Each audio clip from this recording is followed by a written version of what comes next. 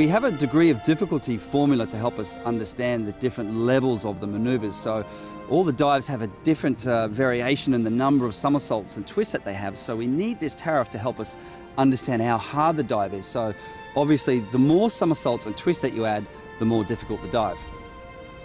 However, you have more intricate components that affect the degree of difficulty, like the shape in the air.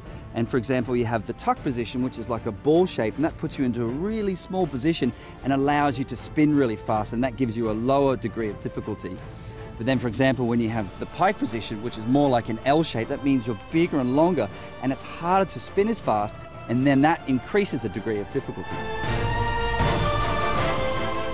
Picking your dives is just something that it kind of depends on your personal diving style and what types of maneuvers you like to do. So I'm a fan of the twists. My favorite dive is my reverse twister, and my handstand also has a lot of twists in it.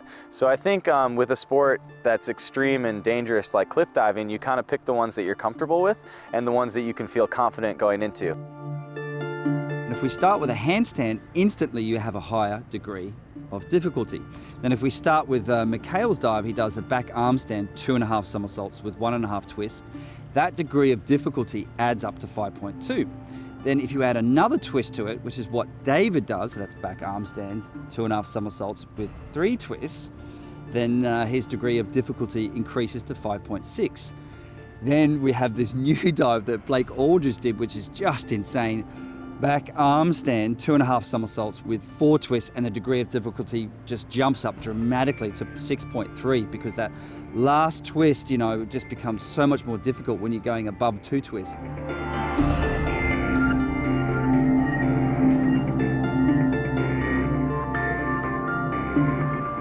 In fact, the judges are not supposed to take DD into account. Their scores are multiplied by the DD afterwards, so they just have to take every dive individually and try and pick out the faults. You want to have the highest DD that you can, but the judges are giving you scores based only on the dive and not the degree of difficulty. So you have to make sure you do good quality dives. You want high degree of difficulty, but you want good quality dives.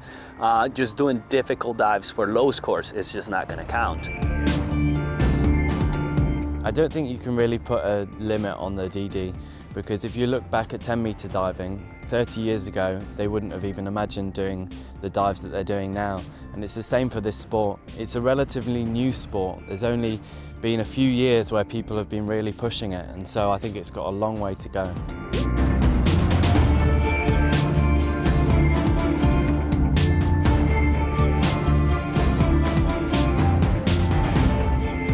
Every year I think there's just going to be bigger and harder dives that come out, and it's just really cool to see them, and it's awesome to be a part of it and to push the envelope myself. It's just an extraordinary feeling, and it's nice to know that I'm a part of that.